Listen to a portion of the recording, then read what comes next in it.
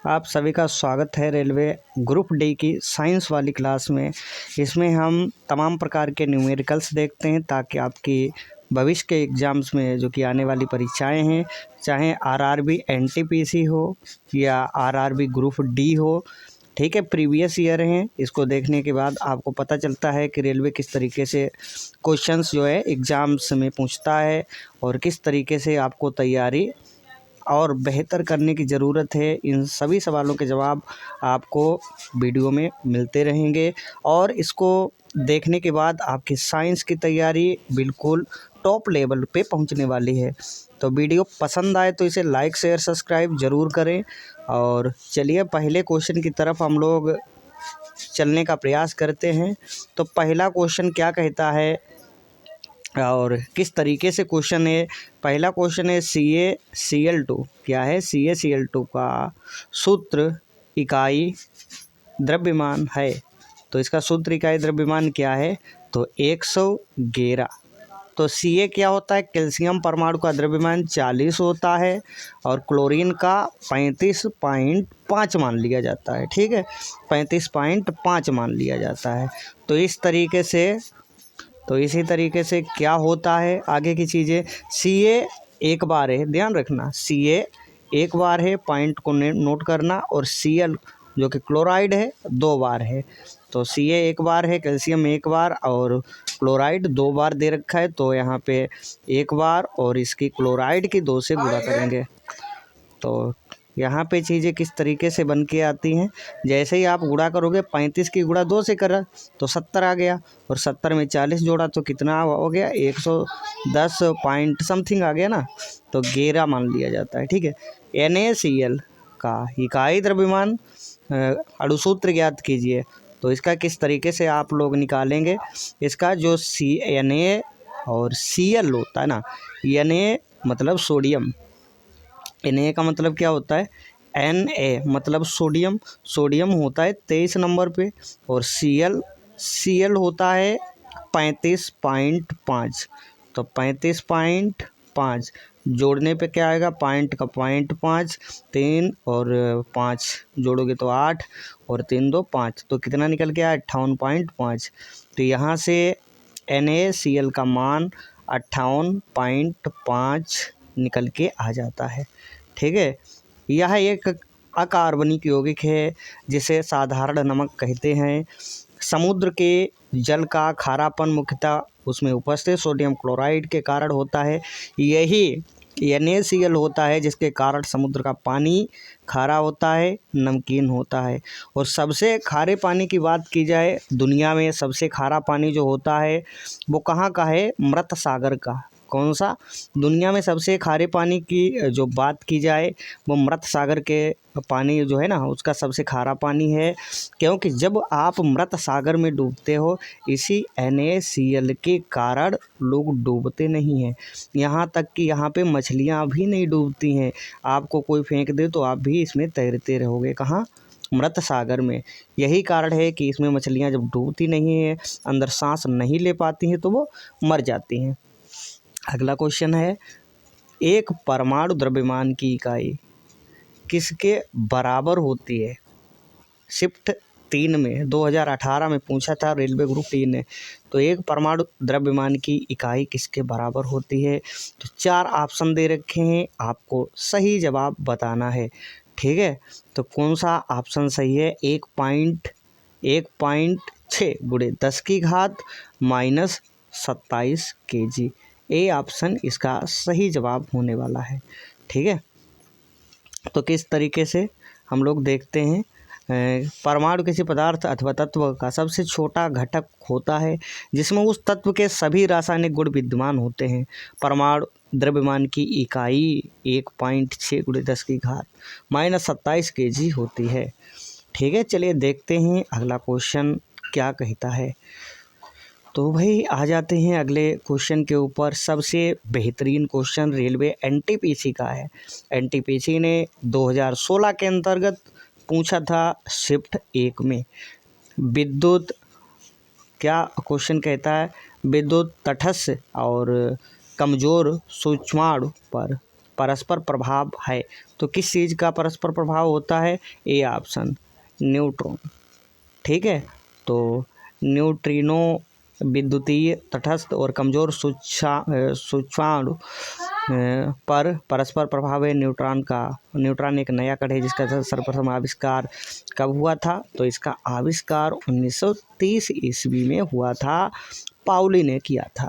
ठीक है, और 1934 ईस्वी जब धीरे धीरे आया तब एक भौतिक शास्त्री हुए और उन्होंने न्यूट्रॉन की खोज की।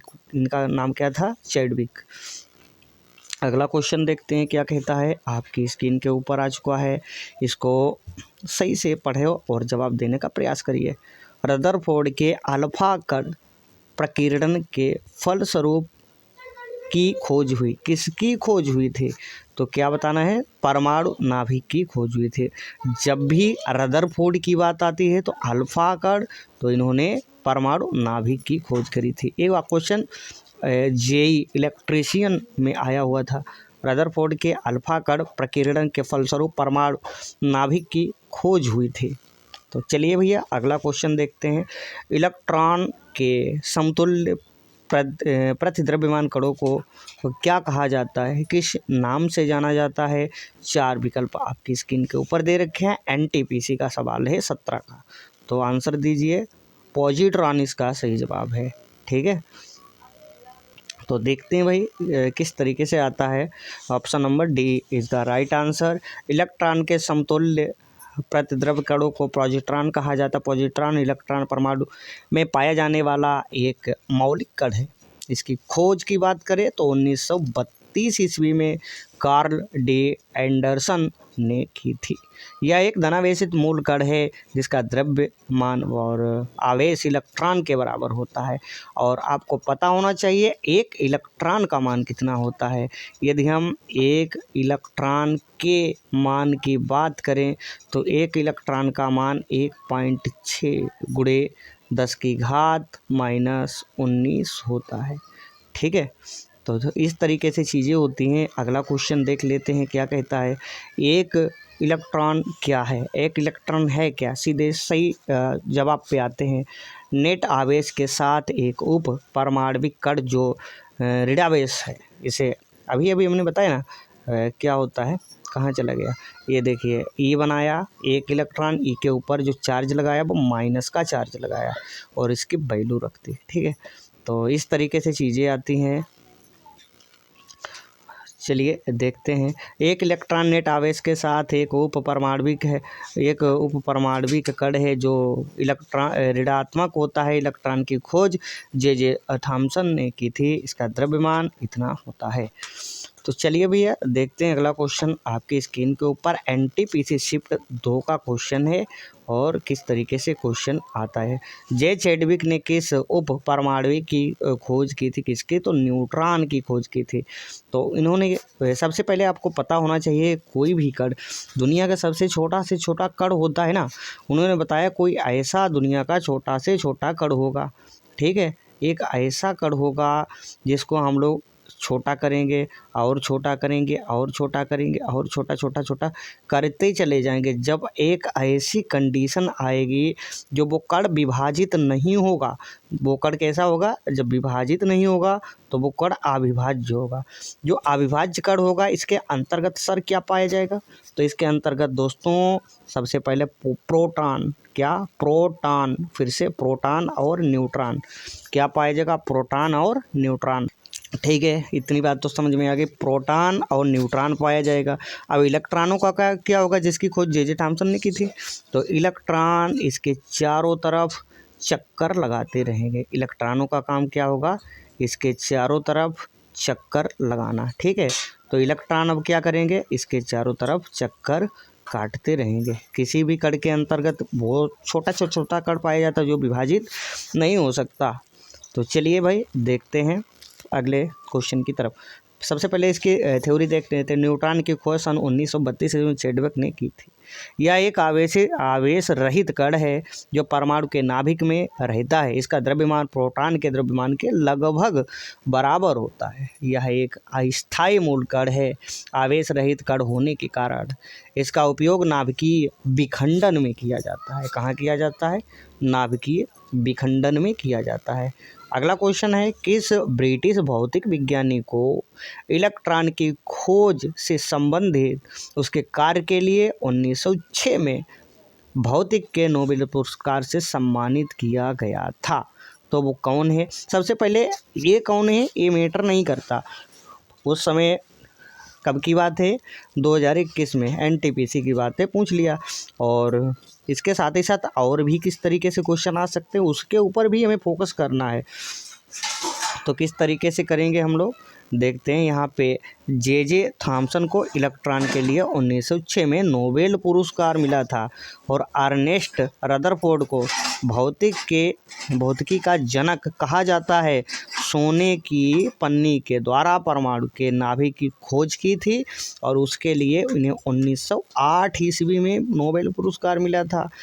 नील बोर, अब नील बोर को मत भूलिए, नील बोर को परमाणु संरचना पर विशेष योगदान दिया था नील बोर ने, इसीलिए 1922 ईस्वी में इनको भी नोबेल पुरस्कार से सम्मानित किया गया था। दोस्तों अगला क्वेश्चन देखते हैं, न्यूट्रॉन की खोज किसने की थी?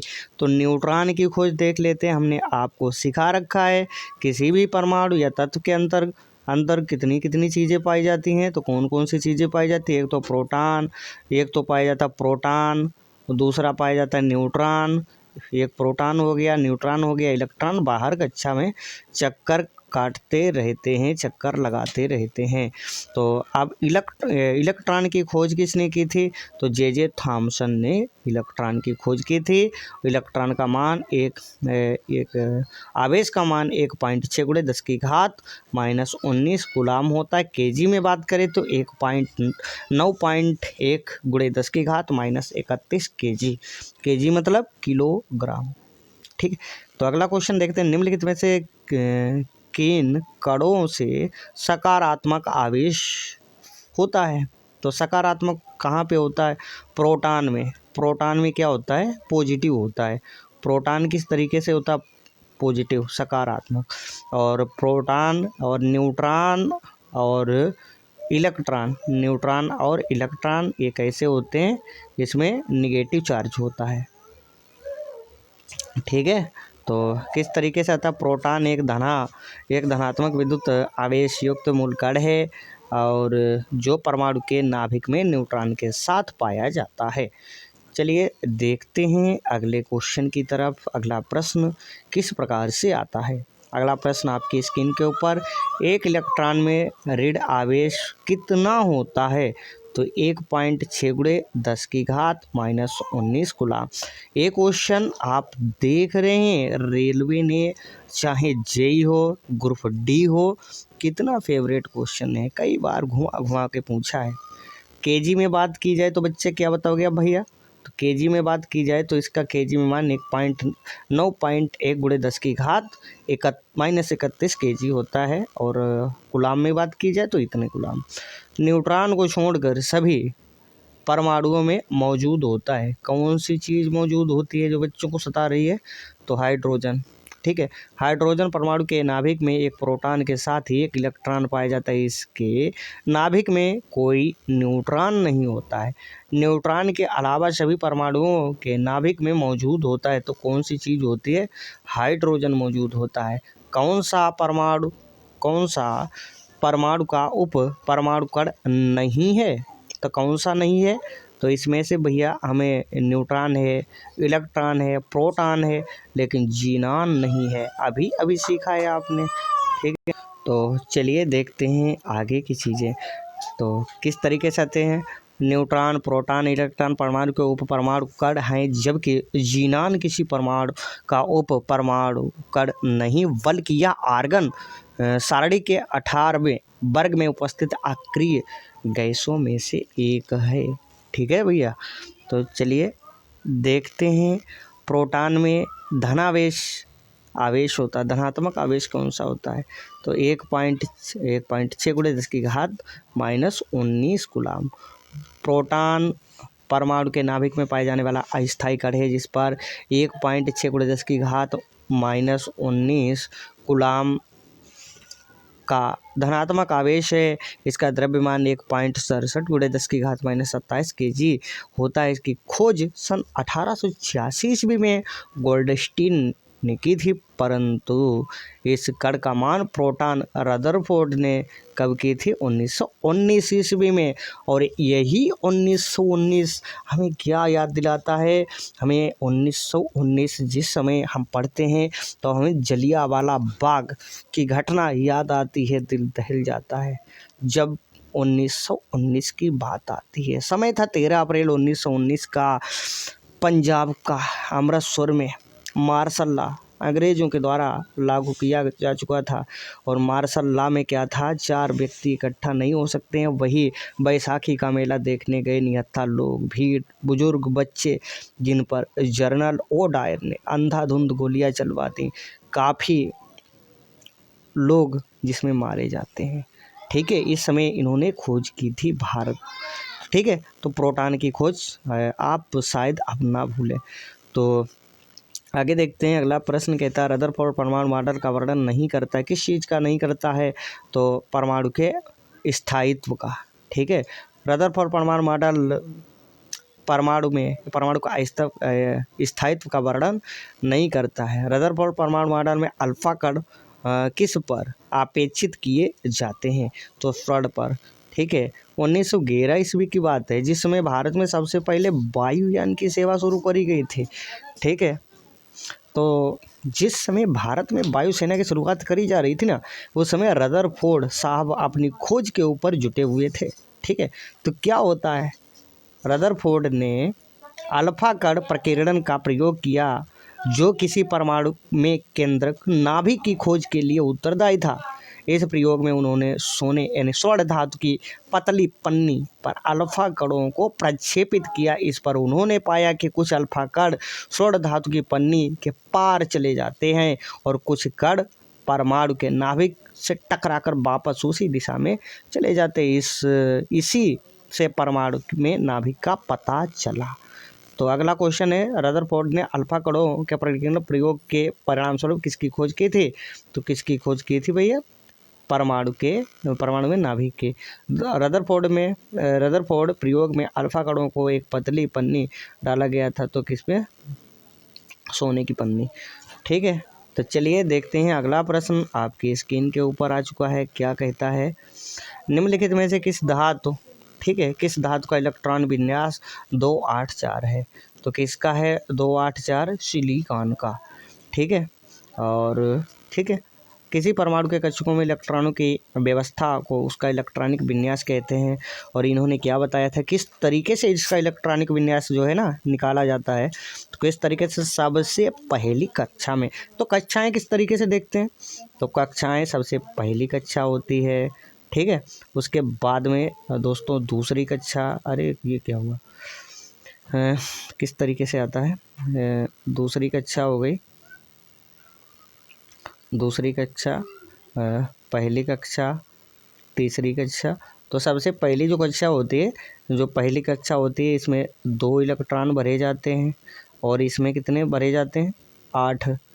1 2 3 4। तो सबसे पहली कक्षा में 2, दूसरी कक्षा में 8 और तीसरी कक्षा में, तीसरी में भी जहाँ तक 8 होता है, लेकिन क्या होता है 18 32, 2 8 18 32 का क्रम चलता है। ठीक है, तो चलिए देखते हैं अगले प्रश्न की ओर। अगला प्रश्न क्या कहता है और किस तरीके से उसका आप आंसर निकालोगे? कार्बन के इलेक्ट्रॉनिक विन्यास में शामिल कणों को संख्या हमें कितनी संख्या होनी चाहिए? तो 3 संख्या होनी चाहिए। ठीक है, तो वाहेतम कोश में उपस्थित इलेक्ट्रॉन की संख्या को क्या कहा जाता है? संयोजी इलेक्ट्रॉन कहा जाता है। ठीक है, तो अगला देखते हैं, हीलियम को छोड़कर सभी नोबेल गैसों में सबसे बाहरी कोश में कितने इलेक्ट्रॉन पाए जाते हैं? तो भैया 8 पाए जाते हैं, अभी आपको बताया ना। तो चलिए देखते हैं आगे की तरफ अगला क्वेश्चन किस तरीके से आता है। तो अगला क्वेश्चन आपके सामने आ चुका है, किसी तत्व